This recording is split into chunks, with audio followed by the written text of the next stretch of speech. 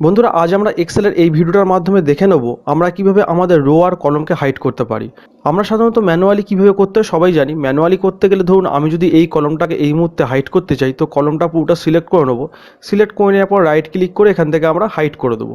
কিন্তু যদি এরমভাবে হাইড না করে আমরা যদি শর্টকাট পদ্ধতিটা জেনে রাখি, তাহলে কি হবে, আমাদের কিন্তু এক্সেলে নিজেকে আরেকটু এক্সপার্ট বলে মনে হবে।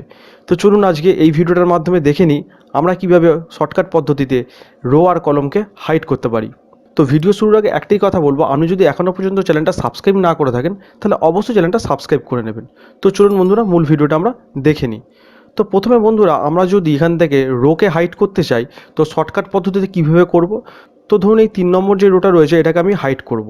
তো এই 3 নম্বর রোটাকে আমি পুরোটা সিলেক্ট করে নিলাম। সিলেক্ট করে নেওয়ার পর কিবোর্ড থেকে Ctrl+9 যেই প্রেস করব, তো বন্ধুরা দেখতেই পাচ্ছেন আমার কিন্তু এখানে রোটা কিন্তু হাইড হয়ে গেল। দেখুন 3 নম্বর যে রোটা ছিল সেটা কিন্তু হাইড হয়ে গেল। আবার যদি আমি এটাকে ফিরিয়ে আনতে চাই তো Ctrl+Z মারবো, তো আবার এটা ফেরত চলে আসবে।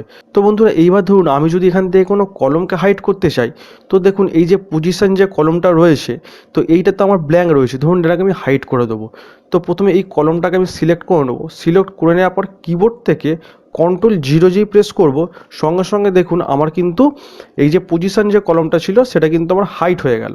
তো এটাকে যদি আবার ফিরিয়ে আনতে চাই তো Ctrl+Z মেরে আমরা ফিরিয়ে আনতে পারি। তো বন্ধুরা বুঝতেই পারলেন আমরা কিন্তু শর্টকাট পদ্ধতিতে Ctrl+0 Ctrl+9 এই কিগুলো প্রেস করে কিন্তু আমরা আমাদের রো আর কলমকে খুব সহজেই আমরা হাইড করে দিতে পারবো। তো আশা করি বন্ধুরা বিষয়টা আপনারা বুঝতে পেরেছেন। ভিডিওটা ইনফরমেটিভ মনে হলে আর এরকমই শর্টকাট পদ্ধতি আরও জানার জন্য অবশ্যই চ্যানেলটা সাবস্ক্রাইব করে নেবেন। আর বন্ধুবান্ধবদের মাঝে ভিডিওটা শেয়ার করতে ভুলবেন না। এটা সবার মাঝে ভিডিওটা শেয়ার করে দিন। ভিডিওটা অবশ্যই লাইক আর কমেন্ট করে দেবেন। দেখা হবে এরকমই কোনো পরবর্তী ভিডিও। ততক্ষণ পর্যন্ত ভালো থাকুন, সুস্থ থাকুন। ধন্যবাদ।